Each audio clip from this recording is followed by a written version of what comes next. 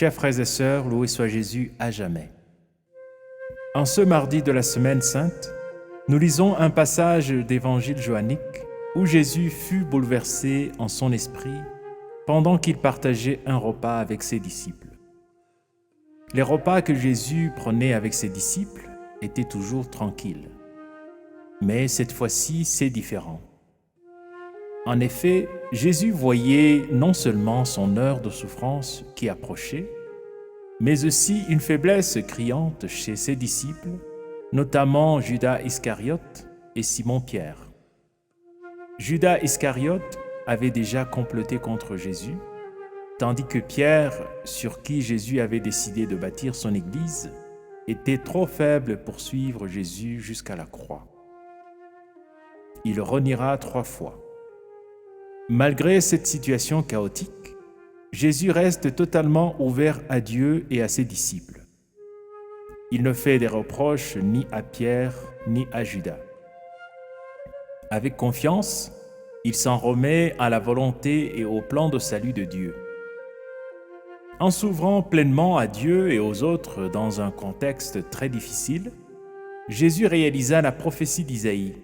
« Je fais de toi la lumière des nations, pour que mon salut parvienne jusqu'aux extrémités de la terre. » Jésus vient aujourd'hui apporter sa lumière dans les cœurs de toutes les personnes qui se sentent trahies ou abandonnées par leurs amis. Il vient éclairer les cœurs des personnes qui doutent de l'amour de Dieu et de la bonté des humains. Il vient aussi interpeller la conscience de ceux qui font le mal à leurs frères et sœurs, ceux qui sacrifient l'amitié aux intérêts égoïstes, ceux qui ont peur de défendre le juste persécuté, ceux qui n'ont pas le courage d'assister une personne en danger, etc. Aujourd'hui encore, Jésus vient encore chez les siens. Ceux-ci vont-ils l'accueillir?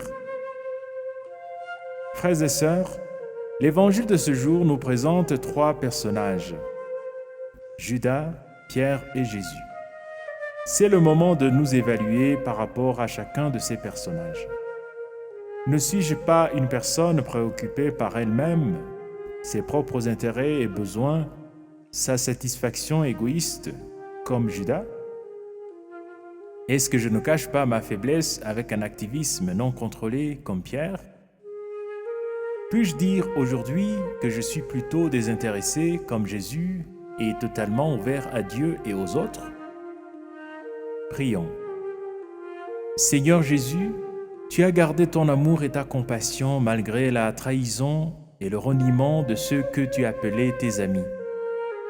Donne-nous la force d'accepter les difficultés, les trahisons et les incompréhensions, et transforme-nous en source de vie et de joie pour ceux qui nous entourent. Car tu vis et règnes pour les siècles des siècles. Amen.